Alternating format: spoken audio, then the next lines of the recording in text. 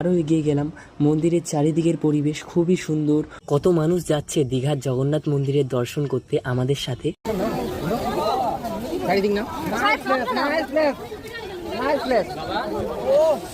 নিচের মেঝের পাথরগুলো এতটাই গরম হয়ে গেছে রৌদ্রের তাপে কি কেউ হাঁটতে পারছে না, সবাইকে দৌড়াতে হলো।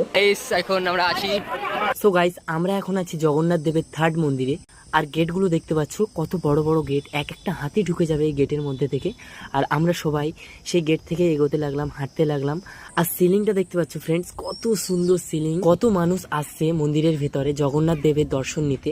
তার মধ্যে আমরাও আছি, আমাদের অনেক টিম মেম্বার্সও আছে। আর প্রথম মন্দিরে এন্টার করতে দেখলাম আমাদের জগন্নাথ দেবের একটা পোস্টার আছে, যেটাকে সবাই প্রণাম করে ভিতরে যাচ্ছে। আমরা দুই ভাই দুই পাশে, আর মাঝখানে বাবা। বাবা দরজাগুলো দেখছে, কত মোটা মোটা, কত বড় বড় দরজা, তাই বাবা হতভঙ্গ। সবাই এগোতে লাগলাম। এটা ফার্স্ট মন্দিরের দর্শন। এবার যাবো আমরা